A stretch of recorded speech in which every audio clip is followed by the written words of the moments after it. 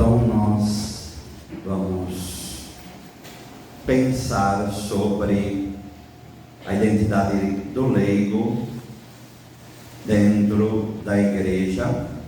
Nesse primeiro período nós vamos pegar primeiro, aqueles que têm Bíblia, 1 Coríntios 12, de 12 a 31. 1 Coríntios 12, de 12 a 31. E depois aí na Christi Fidelis Light. Então, pensar, uma carta como essa de São Paulo, ela foi escrita para uma comunidade específica, que é a comunidade de Corinto. Para falar a verdade, na nossa sociedade hoje, acho que a comunidade paulina que mais parece com a sociedade que nós temos hoje é a comunidade de Corinto. Então, Corinto é uma cidade portuária, então, onde vários tipos de pessoas e do mundo inteiro se encontram.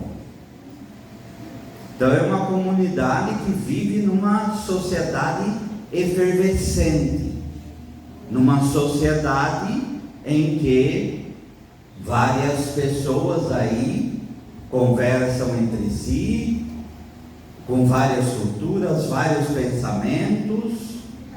E se é porto, então além de tudo tem a dimensão pecaminosa, que é óbvio, mas também de dinheiro, porque cidade portuária, ela tem essa questão do dinheiro, porque é trânsito de mercadorias. Até hoje é assim. Até hoje é assim.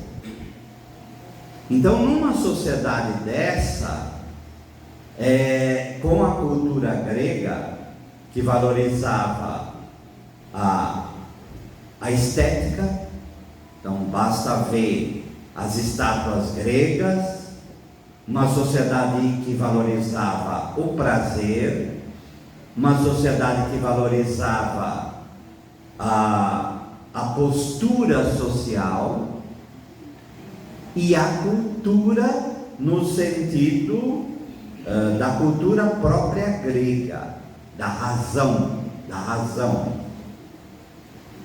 Então é muito parecido com o que nós vivemos hoje.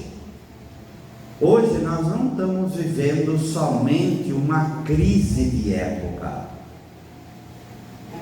No futuro, quando todos nós estaremos mortos, essa época que nós estamos vivendo vai ser reconhecida como uma mudança de época, uma mudança total de época, porque não está mudando somente um costume ou outro, não está tendo como era antes, choque de gerações, está tendo rompimento de gerações, está vindo algo que nem cientistas ainda conseguem determinar o que está acontecendo. Então, em primeiro lugar, vamos caracterizar o que é a nossa sociedade hoje. Sem saudosismo, porque há 100 e poucos anos atrás estava acontecendo a Primeira Guerra, há 70, 90, 80 anos atrás estava acontecendo a Segunda Guerra. Então já era a catástrofe que chega.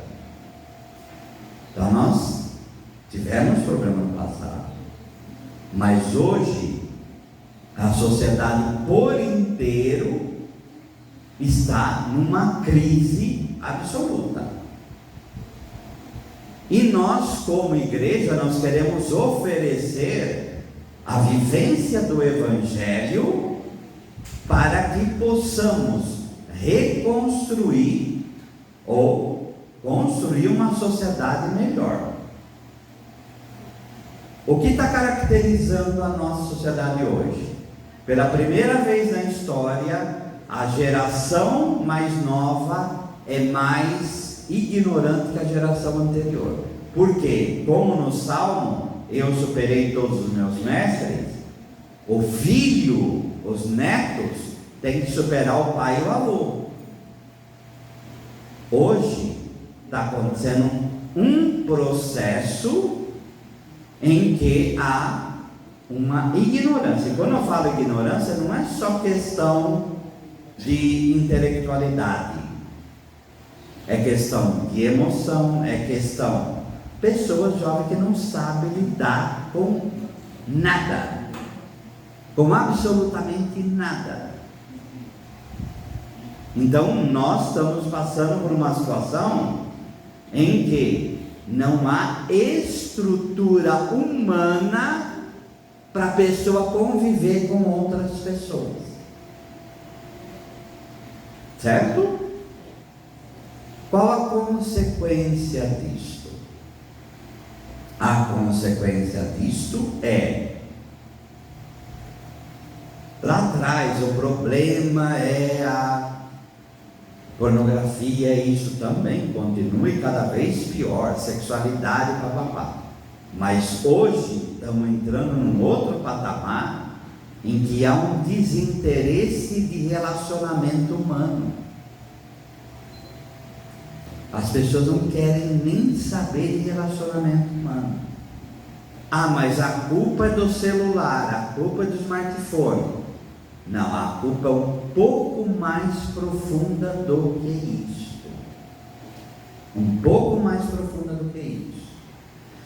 A gente podia falar de egoísmo e de individualismo. Para mim é mais profundo do que isso. Há um fechamento total do ser humano com relação a tudo. A simplesmente a tudo. Então é um ostracismo. O que é ostracismo? A pessoa, ela está fechada a todo e qualquer tipo de relacionamento. E o relacionamento que ela quer é o que ela simplesmente escolhe. Por isso aí entra as redes sociais. A culpa não é das redes sociais. Por quê? Muitos de nós têm rede social aqui. Mas por que não se vicia? Porque a gente tem mal o que fazer na vida. Mas há pessoas que há uma dependência afetiva com relação ao reconhecimento social que a rede social dá. Eu preciso de likes, eu preciso que as pessoas me reconheçam, porque eu só tenho identidade na medida em que eu sou reconhecido pelas outras pessoas. Então esse é o panorama. É inconsistência interior, não consegue tomar decisões. Então casamentos não acontecem, não é só porque a pessoa quer manter um relacionamento livre, não. Ela não quer um relacionamento. E se ela vive com uma outra pessoa, é uma codependência afetiva, uma escravidão mútua. Então é um pouco além daquilo que a gente via no passado. E aí acontece outra relação, quebra, começa outra relação, quebra, começa outra, e aí vai indo. E vai indo. E aí a pessoa vai se demolindo. Tá? Outra coisa mais profunda, que é o tirar a própria vida. O tirar a própria vida é uma verdadeira epidemia. Depois da pandemia, que a gente pensava que o ser humano ia buscar mais relacionamento e mais Deus, mais igreja, não aconteceu exatamente o contrário. Então, já que me machucou, agora eu não quero mais saber de ninguém. E vai se fechando, se fechando, se fechando. Quando se fecha o relacionamento familiar, relacionamento político e relacionamento com a igreja, há um fechamento total e vida e relacionamento. Então eu não quero mais viver.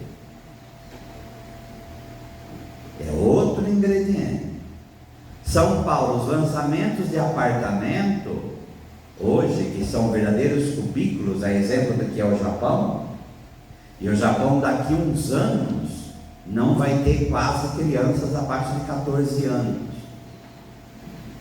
Está virando uma sociedade condenada à morte.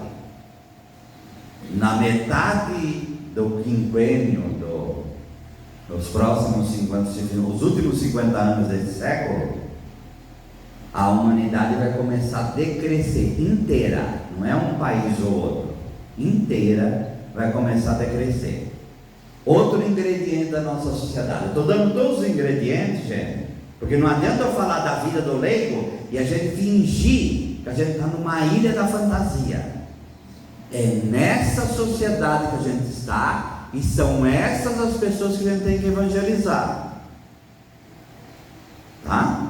E isso daí, nossos parentes, amigos e inimigos estão todos nesse mesmo barco. Todos nesse mesmo barco. Tá? Por que não quer ter filho? Se você for perguntar, porque eu quero me estruturar como profissionalmente para depois ter filho. Mentira. É mentira, gente. Porque eu quero viver mais minha vida, viajar para depois ter filho. Mentira. Por que não quer ter filho? E quer ter bicho? Eu preferi ter uma tarântula como um bicho de estimação, mas não quer ter filho. Tem gente que tem ofídeos, cobras, até dizer chega, mas não quer ter filho. Por quê? Porque filho exige, é relacionamento, e eu não quero. Eu quero um animalzinho porque a afetividade é gratuita. Então eu quero algo que não me exija, não é materialmente, porque os pets, as lojas pets estão aí, verdadeiros monstros em matéria de mercado. Então não é economicamente, para falar a verdade, acho que gasta mais com o cachorro do que se fosse uma pessoa. Mas o cachorro não me exige decisões. O cachorro não vai me dar o problema emocional que um filho dá. Então esse é o panorama que nós estamos vivendo, tá? Não há exigência, educação que muitas vezes o mundo é lindo e maravilhoso, fique feliz nesse mundo que vai dar tudo certo. E aí a pessoa quebra a cara, se fecha e não quer nem saber. Eu tenho que poupar todo mundo do sofrimento. Não posso falar a palavra sofrimento, porque não pode sofrer. Não deve haver sofrimento, tá? A vida é um castelo maravilhoso, e eu tenho que manter a aparência desse castelo, seja de que maneira for. Então esse é o quadro do que nós estamos vivendo. Quais as reações que estão tendo para com esse quadro? Eu vou falar primeiro aquilo que é a sociedade, depois ele vai pegar 1 Coríntios para falar sobre igreja, tá? As reações são várias. Primeira reação, autoritarismo. Então eu preciso ter poder total para agir na minha vida. Se eu não tenho poder total, eu não consigo lidar com a realidade. Então, mentalidades autoritárias. Segundo tipo de mentalidade, todo mundo tem que ser igual. Dá certo? Não. Terceiro tipo de mentalidade, que é a mentalidade relativista. Não existe verdade. Cada um deve ter a liberdade para ser o que quiser. Então, se a pessoa quer viver sexualmente com criança, é um direito dela. Se a pessoa quer viver usando as outras pessoas, é um direito dela. Se a pessoa quer se matar usando droga, é um direito dela. Tudo é um direito dela, um direito dela, um direito dela. Então não há verdade. Não há verdade. E lembre-se sempre disso: os opostos eles se unem. A mentalidade autoritária vai amar pessoas que muitas vezes vivem como um mingau, não tem identidade nenhuma, porque aí é fácil de dominar e de torcer pessoas assim. E pessoas, quando não têm muita capacidade, elas vão pender para mentalidades autoritárias para garantir os direitos individuais dela. Não que direitos do cidadão seja errado, muito pelo contrário. Mas quando o meu direito é demolir a outra pessoa, aí nós estamos com um problema grave. Essa é a sociedade que a gente tem que evangelizar hoje. Agora, entrando na 1 Coríntios 12, a gente pensar que nós estamos numa ilha da fantasia, não façam isso. Nós estamos nessa sociedade aí, e isso influencia a minha vivência em igreja. Então eu vou ter que repensar tudo isso. Tudo bem? Estão entendendo? Então vamos lá. Então, 1 Coríntios 12.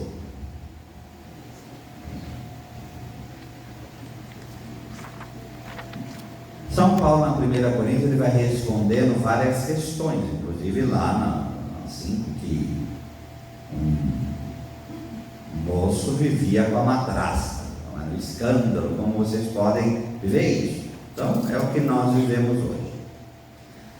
1 Coríntios 12, 12. Com efeito, o corpo é um, e não obstante tem muitos membros, mas todos os membros do corpo, apesar de serem muitos, formam um só corpo. Assim também acontece com Cristo. Então, só nesse versículo 12 aqui já tem várias informações que a gente precisa trabalhar. Eu não vou falar mais igreja agora. A partir de agora, todas as vezes que eu falar comunhão, eu estou falando de igreja. E todas as vezes que eu falar comunhão, eu estou falando da comunhão da Trindade. Porque igreja, como vai dizer São Cipriano, é a comunhão da Santíssima Trindade. Nós vivemos a comunhão do Pai, do Filho e do Espírito Santo. E por que isso? Porque a partir de agora eu quero que vocês tenham a visão da igreja como um corpo, que é comunhão de membros, que é comunhão de órgãos. Então essa é a visão da nossa vivência como leigos em igreja. Essa deve ser a nossa visão. Perdeu essa visão, que é o que está acontecendo hoje.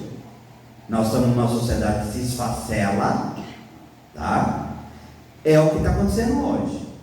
A sociedade se esfacela, a família se esfacela, a escola se esfacela, está se demolindo, porque os órgãos não estão bem. Então, todas as vezes que eu falar comunhão, eu estou falando da comunhão da Trindade e ao mesmo tempo da comunhão de igreja. Então, você é um membro, você é um órgão. Você pode ser o olho, você pode ser a boca, você pode ser a mão, você pode ser o pé. E São Paulo vai falar até dos órgãos sexuais, aqueles que devem ser mais protegidos, porque são menos honrosos. Não importa o membro. Você tem 10 dedos, quer que corta um agora? Você fica com 9. Por que você quer ficar com 10? Seu dedo do pé, não serve para nada. Corta ele. Para nós, no nosso corpo, tudo é importante, não é?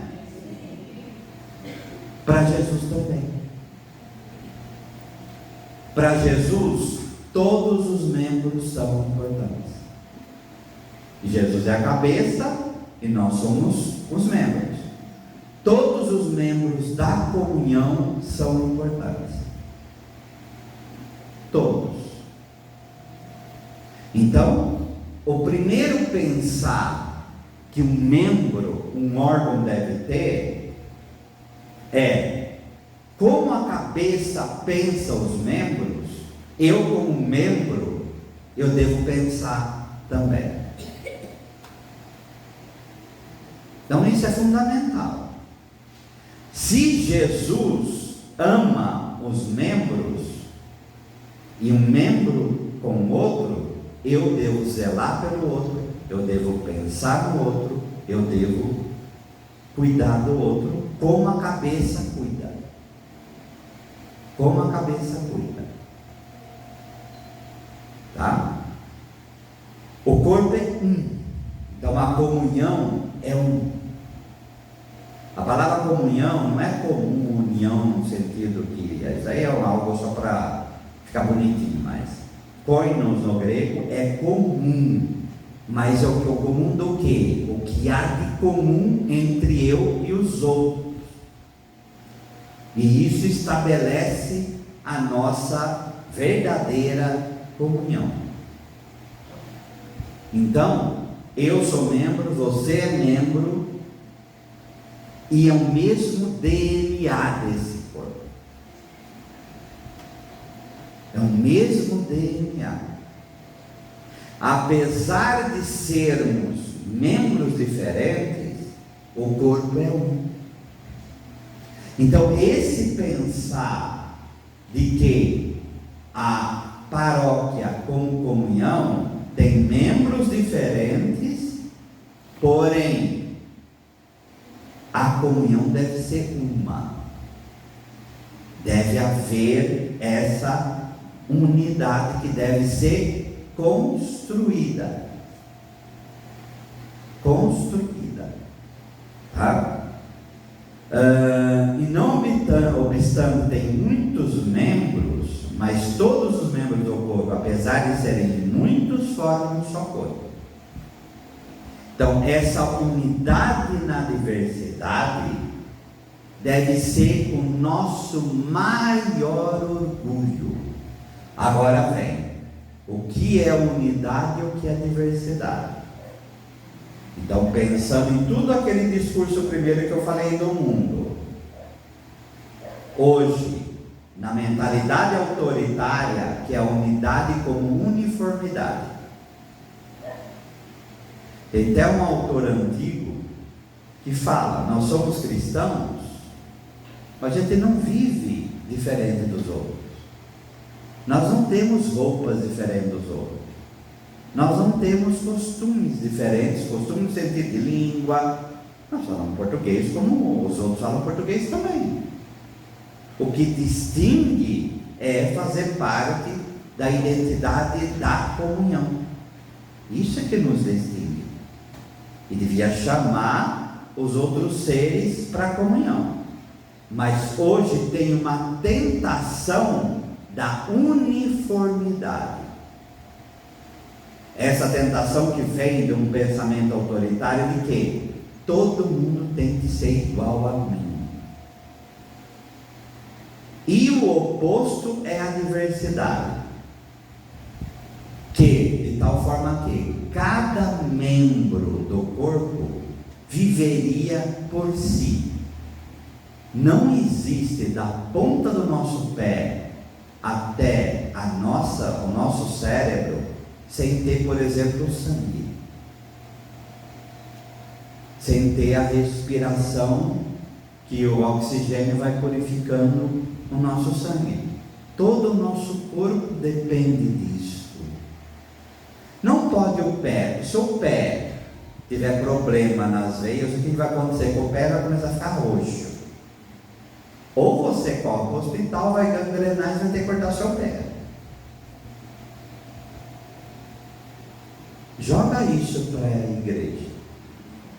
Se uma parte começar a falar assim: eu não quero viver isso, vai gangrenar. Mas agora eu quero que vocês tenham muito cuidado com aquilo que eu estou falando agora, porque tem a teoria do pêndulo. Então não pode ver diversidade, então eu vou viver a uniformidade. E aí fica de uma ponta para outra, até mudou. É esse esforço que depois, agora com o texto todo a gente vai ler, como viver a comunhão eclesial. Como que esse corpo tem que viver para ser um? Não pode ser uniformidade autoritária, e também não pode ser cada um por si, e vamos rezar para Deus cuidar, e a gente vai levando dessa forma. Nós estamos aqui em reunião.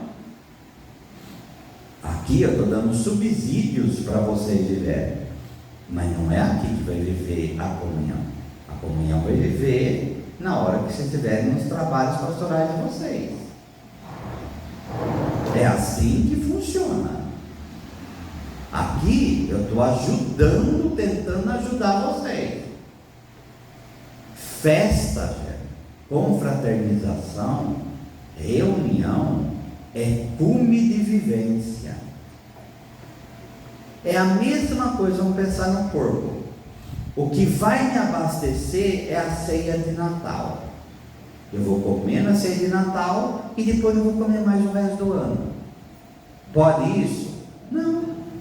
Só que às vezes a gente faz isso em matéria de igreja. A gente pensa o quê? Vai ser aquela reunião, vai ser aquilo que vai salvar minha vida. Faz parte? Faz. Mas o que vai garantir a nossa vivência no corpo? O nosso modo como a gente se relaciona com os outros na ação pastoral. Na pastoral para você vive, que eu não sei qual é. É ali que você vai mostrar se você é corpo ou não. Tá?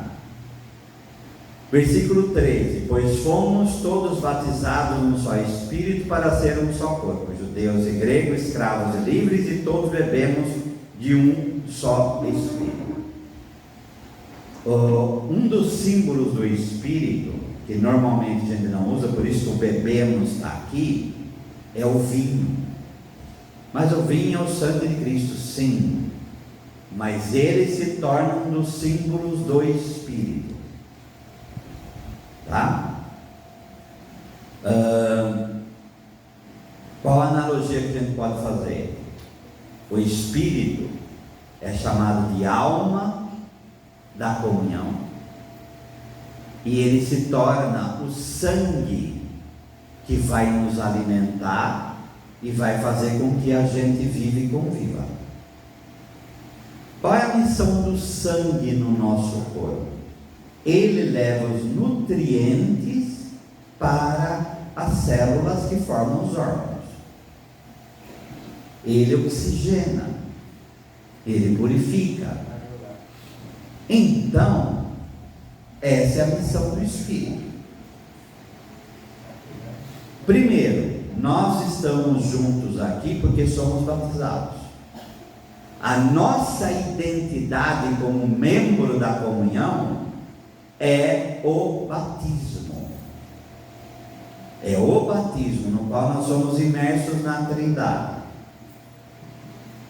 Então, esse relacionamento, às vezes, ele é mais importante do que o relacionamento familiar. Não estou falando que vai desprezar a família, nada disso. Pelo amor de nosso Senhor Jesus Cristo. Mas a questão do batizado nos faz comunhão com todos aqueles que são. E o batismo só vai ajudar a viver bem a vida familiar. Qual a consequência disto para nós? Não confia na tua carne. Confia para viver junto no irmão. No irmão. Em Deus e não no irmão. Maldito o homem que confia no outro homem. Jeremias 17:5. Bendito o homem que confia no Senhor. Gente, nós vivemos com pessoas falhas. limitadas, pecadoras. E o que vai nos ajudar a conviver com essas pessoas é a graça de Deus. Agora, fingir que está tudo bem não dá certo. Mentir para si mesmo que não vai ter jeito é também errado. A gente tem que aprender a saber o que vai preceder a nossa ação pastoral é o Espírito Santo. É Ele que vai unir esse corpo. Por que eu estou falando isso? Existia uma heresia na igreja no tempo de Santo Agostinho chamada pelagianismo, que Pelágio falava o quê? Não, a graça é necessária, mas mais ou menos, não é muito não. O homem já vem com o equipamento necessário para se relacionar, e o que Deus der tá bom, o que não der, não precisa. Aí vem a reação de Santo Agostinho, é a graça que nos salva. Nós, gente, nós somos igreja. Igreja tem CNPJ, mas o que define a paróquia não é o CNPJ. O que define é a comunhão, que é proporcionada pelo Espírito. Por que eu estou falando isso? Vamos construir 10 salões paroquiais. A hora que construir 10 salões paroquiais, aí sim a nossa paróquia vai ficar bem. Para quê? Para ficar 10 salões sozinho? Aí não adianta não. A família precede a casa, e não a casa precede a família. Primeiro a gente tem que trabalhar essa dimensão de viver a comunhão. Aí a gente vai pensar no lugar para abrigar a comunhão, e não o contrário. Europa e no Brasil já está acontecendo isso. Lugares que foi construído para um número enorme de pessoas e começou a ficar vazio. Por quê? Porque apostou na viga, no concreto, mas não construiu pessoas, não construiu os membros. Então a gente precisa criar relações pastorais em que a gente construa ser humano, em que a gente faça a pessoa um ser humano melhor. E o que é fazer um ser humano um órgão melhor? Primeiro, confiar no Espírito Santo conduzir isso. Segundo, construir pessoas de caráter, pessoas que saibam se relacionar com os outros, pessoas que valorizam a ética, a justiça, pessoas que pratiquem as virtudes, pessoas justas, pessoas temperantes que sabem lidar com o prazer na própria vida, pessoas responsáveis, pessoas que saibam conversar com os outros. Tem pessoas hoje que não conseguem conversar com os outros, né? Que é simples, eu falo só a verdade. De que forma você está falando essa verdade? Né? Pessoas que saibam tomar decisões.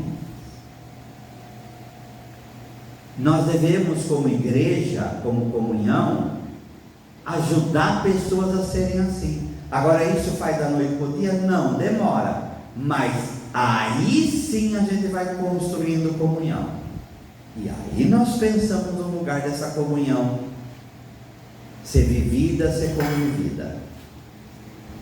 E é o Espírito que vai nos ajudar a isso. Por isso a gente tem que invocar o Espírito Santo em cada reunião que a gente fizer. Pedir a graça de Deus em cada reunião que a gente for. Porque toda reunião, toda formação, toda vivência em igreja deve ser para construir ser humano.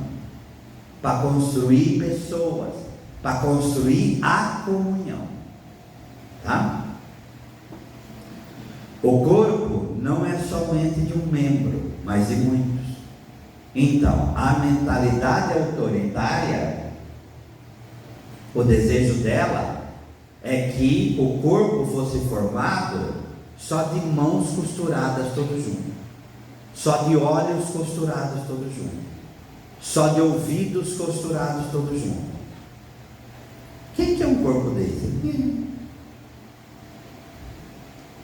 O corpo não é um membro só.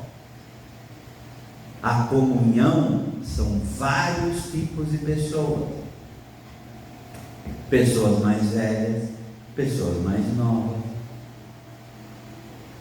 Ah, mas essa juventude de hoje é uma desgraça, como os velhos também é uma desgraça também. Não é? Certo? Homem é um problema, mulher também. O homem tem a estrutura da problemática dele, a mulher tem a estrutura da problemática dela. São problemas diferentes, mas todo mundo tem problema. Todo mundo tem problema. Tá? Então, os membros da comunhão, todos têm problema. Agora, ficar sonhando com um membro só, com uma visão única, isso não é cristão. Não é cristão. Certo? Judeus ou gregos, escravos ou livres. E eu não posso fingir que nós estamos em outro país. Política, destruir comunhão de igreja, vocês vão me desculpar, você não é cristão. Você idolatra Lula ou Bolsonaro, o problema é teu. Você tem problema na tua vida, você não adora Deus. Se você está colocando Bolsonaro ou Lula, os quintos dos infernos, acima da comunhão, acima de Deus, você não é cristão. Você é um idólatra. Você é um idólatra. Eu tenho até medo que se alguns de hoje que eu conheço, inclusive padres, tá? Que se vivesse na época do nazismo era capaz de ser a favor de Hitler, ou se fosse na Rússia, na União Soviética, era a favor de Stalin. Com essa cabeça que tem hoje, era capaz de ser a favor. Não tem problema que mata judeu, mas contanto que preserve a nossa sociedade.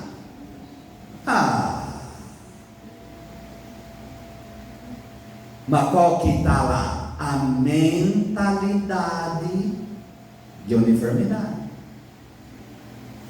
Não pode ter isso no nosso meio. E não importa que partido seja, igreja não tem partido. A igreja, os governos passam, os estados passaram, tá? E a igreja está aí. E vai ser assim até o fim dos tempos. Agora, idolatrar o falso profeta ou a besta do Apocalipse, não pode fazer isso, gente. Não pode fazer isso. Mas é em nome da comunhão. É mentira. É mentira, gente. Me desculpa falar dessa maneira, mas ou a gente toma. Você pode ter, vota em quem você quiser na tua vida. Faça o que você quiser da tua vida. Mas não pode demolir vida de família e vida de igreja por partido, por time, por pensamento, por seja lá o que for. A comunhão está e deve estar acima de tudo. Tá? Se o pé disser, versículo 15, mão eu não sou, logo não pertence ao corpo, nem por isso deixará de ser corpo. Então não adianta você negar aquilo que você é. Você é ser humano. Você não é de Marte, de Vênus, de Plutão, de Andrômeda. Você é ser humano, você é carne que nem os outros. Você precisa de comunhão, você precisa de relacionamento, você precisa aprender a viver, você precisa aprender a conviver. Você não é diferente dos outros, é outra síndrome que tem. Eu sou especial. Todo mundo é especial nesse ponto, porque não tem ninguém igual aos outros. Não tem ninguém igual aos outros. Agora, eu sou mais do que os outros? Nada como uma boa diarreia para mostrar quem você é. Pega uma virose boa da vida, aí você vai ver quem você é. Aquilo que São Bernardo falava: tu és um pouco de pó, tu eras um pouco de pó, tu é um vaso de escória, bateu, quebrou, e será pasto de verme. Nosso vizinho aqui em cima mostra bem isso, né? E viva o cemitério, né? Agora, então eu sou um lixo. Não. Deus te constituiu para você ter uma vida de virtude, para louvar Deus com a sua vida. Vai viver a tua vida do jeito que ela é, e não como você gostaria que fosse. Essa é a vivência. Agora, ensinar filho, você é especial? Não. Você é pobre, você é igual aos outros, você vai ter que trabalhar na vida para se construir como ser humano, você vai viver para fazer o bem, e um dia você vai morrer e vai para o céu. Essa é a sua vida. E assim que você educa filho. E o filho se vai, um dia vai voltar, porque vai envelhecer. E nada como a velhice para nos ensinar o que é a vida. Não é verdade? Tá? E se a orelha disser: olho não sou, logo não perder seu corpo, nem por isso deixará de fazer parte do corpo. Se o corpo fosse todo olho, onde estaria a audição? Se fosse todo ouvido, onde estaria o olfato? É uma coisa óbvia. Não tem pastoral que salva a comunhão. Todas são importantes, mas todas têm que construir a comunhão. Todas. Deixa eu falar uma analogia. E aí, pensando em qualquer pastoral, movimento, indivíduo, seja lá o que for. A visão de mundo, muitas vezes protestante evangélico, nasceu no contexto do século XVI, quando nasce o conceito chamado indivíduo, tá? E prima muito pelo individualismo. Igreja católica, apostólica, romana é comunhão, comunhão, comunhão, comunhão, comunhão. E vai ser sempre assim. Por isso sínodo, por isso agora o ano santo, peregrinação, isso porque é comunhão, comunhão, comunhão, comunhão. A igreja é assim, e vai ser sempre assim. Essa é a marca da igreja católica. Agora pensa bem numa seguinte analogia, que eu falei na aula semana, de vez em quando eu falo com os padres também. Nós somos corpo, não somos? Aí vai ter uma célula só, estou falando nem do membro, uma célula. Essa célula, ela fica louca, e ela começa a falar assim: sabe uma coisa? Eu vou viver por mim mesma. Primeiro ponto. E essa célula começa a viver por si mesma, e ela começa a falar assim: sabe uma coisa? Eu vou crescer. E eu vou crescer. E eu não quero nem saber com quem está do meu lado. E eu vou começar a crescer. E sabe de uma coisa? Eu não vou só crescer, eu vou me multiplicar. E eu não quero saber da orelha, eu não quero saber dos olhos, eu não quero saber do nariz, eu não quero saber do pé, eu não quero saber de nada. Falar a verdade, eu não quero nem saber onde eu estou. Eu só quero crescer, crescer, crescer, crescer, crescer, crescer. E eu vou me expandir. A hora que os outros membros falam: mas escuta, esse negócio está crescendo, está doendo. Escuta, não é assim. Escuta, está destruindo onde você está. Não quero saber, eu tenho que crescer. Eu não quero saber da comunhão. Eu quero saber de crescer. Porque eu sou importante. Eu sou especial. Eu sou indivíduo. E eu quero crescer. Como que a gente chama isso? Quando isso acontece no corpo? Câncer.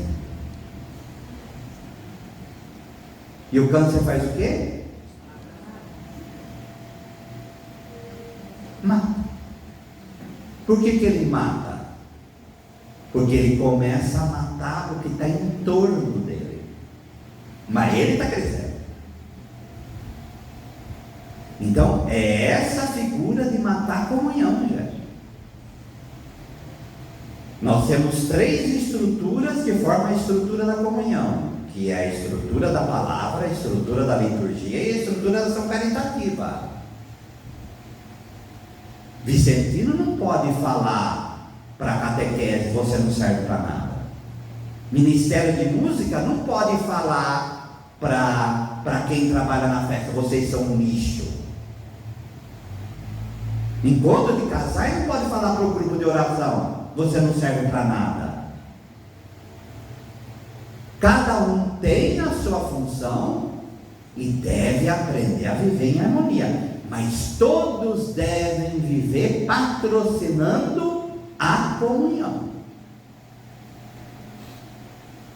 Então, nada de câncer, nada de matar o resto, mas tudo deve elevar. Se você é da pastoral da primeira, da catequese, primeira Eucaristia, você está formando quem? Você está formando o cristão que vai participar de outras pastorais.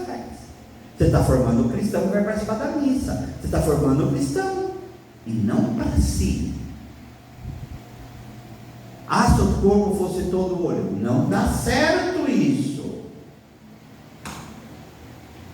Se eu, na minha pastoral, seja que pastoral for, se eu estou limpando a igreja, tá? Ou se eu sou ministro da distribuição da Eucaristia e estou lá na frente todo mundo distribuindo, dando o corpo de Cristo para todo mundo, não importa. Está construindo comunhão? Você é membro de um corpo que é comunhão? Ou está fechado em si? Tá? Se o conjunto fosse o só membro, onde estaria o corpo? Não existiria o corpo, não existiria a comunhão. Há, portanto, muitos membros, mas um só corpo. Não pode o olho dizer à mão, não preciso de ti, nem tampouco pode a cabeça dizer aos pés, não preciso de vós. Se você não entende o que é a outra pastoral, vai procurar compreender. Porque pode ser que aquele órgão que é ouvido, ele não está cuidando de si, ele não está vivendo como ouvido. Então, eu estou falando o nome da pastorais aqui, gente, mas eu só estou jogando e pronto, só como exemplo. Vamos pegar, por exemplo, a pastoral da criança. Pastoral da criança tem que viver de acordo com aquilo que as regras, Dona Zilda Arnes, toda aquela história, celebração da vida, papapá. Mas vamos dizer, repito, eu não estou falando da pastoral daqui, nem da minha, nem de ninguém. Mas vamos dizer uma paróquia X, essa pastoral começa. Não quero ir nas reuniões, não quero mais pegar formação, não quero mais isso. Agora a gente já sabe mais como vive, e eu não vamos ver aqui mesmo e falar a verdade. Vamos viver o nosso modo de viver pastoral da criança. Para falar a verdade, não é nem o nome de pastoral da criança, vamos dar outro nome.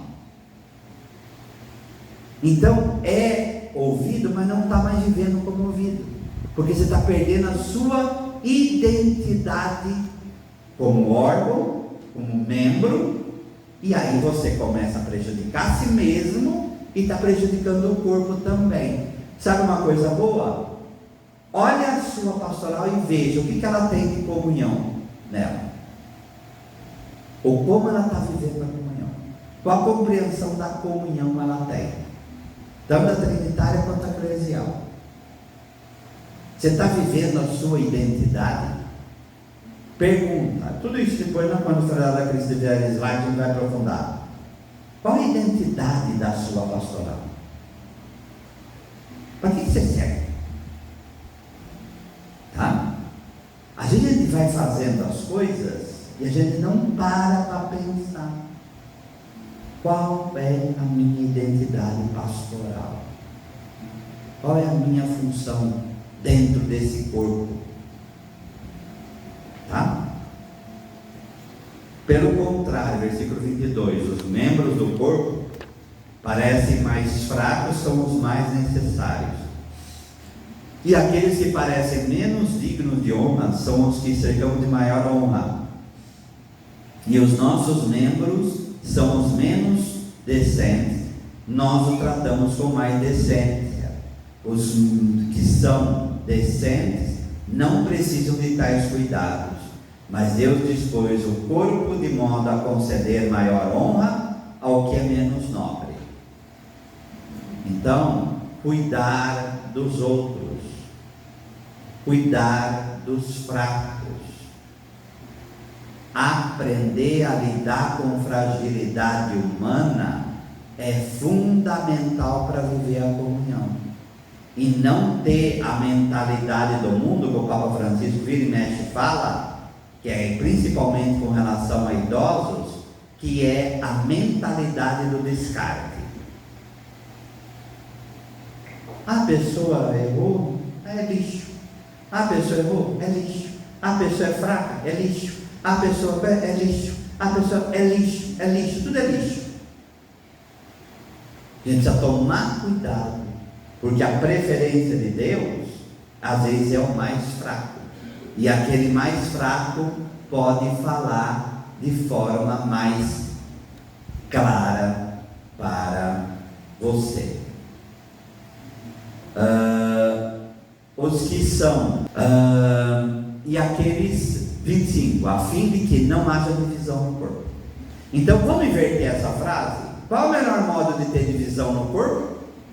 É quando a gente não respeita o mais fraco, é quando a gente não lida com o mais fraco, é quando a gente não sabe lidar com fragilidade. Aí começa a ter divisão. Aí começa a ter divisão. Tá?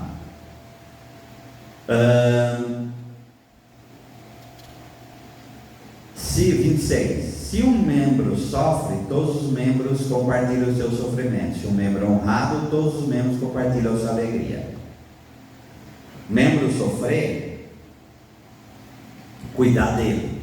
E o sofrimento pode ser físico, ficar doente, mas também psíquico, mas também espiritual, tá? E também até no pecado.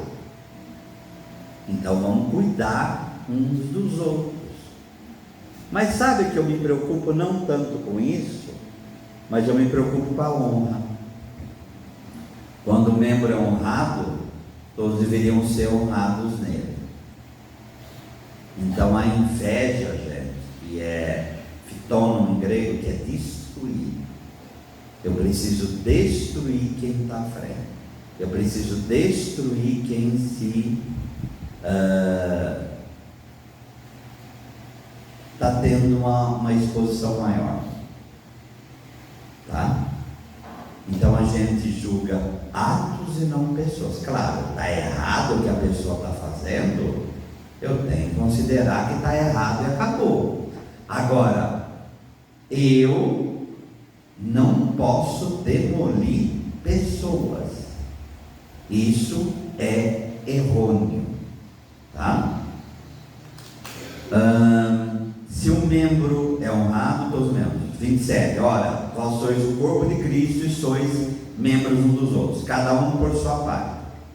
E aqueles que Deus estabeleceu na igreja são, em primeiro lugar, apóstolos, em segundo lugar, profetas, em terceiro lugar, doutores. Vem a seguir os dons dos milagres, das curas, da assistência, do governo, da fala de língua. Porventura todos são apóstolos, todos são profetas, todos são doutores, todos realizam milagres, todos têm dom de cura, todos falam em línguas, todos interpretam. aspirai aos dons mais altos. Aliás, passo a indicar-vos um caminho que ultrapassa a todos. E aí vem 1 Coríntios 13, que é o amor. Eu não vou comentar isso agora, porque na segunda parte, quando a gente falar da Cristianidade Light, a gente vai falar dessa relação toda, tá? Mas, em primeiro lugar, em segundo lugar, em terceiro lugar. Então, a igreja é hierárquica, tem estrutura, e a gente precisa aprender a viver com isso. E por outro lado, cada um tem a sua especificidade. Tem que conhecer isso daí. Tem que conhecer a estrutura da comunhão, que é uma estrutura de serviço, conforme João 13. Lavai os pés uns dos outros. Eu sou vosso mestre e Senhor. Lavei os pés uns dos outros. Lavei os vossos pés. Lavai os pés uns dos outros. Todo cargo na igreja é para servir. É para servir. E o que é servir? Servir é fazer fluir vida. Servir novamente falando, é construir ser humano. Servir é fazer o corpo funcionar e não ser uma gangrena no corpo. Isso é servir. Agora, toda pessoa, não importa o estado, ela pode servir de alguma maneira. E é bom encontrar, não importa o estado, isso desde a infância até a vida adulta, encontrar caminho de serviço. Quantas pessoas idosas não têm uma palavra de um bom conselho? Não tem uma raiz de intercessão?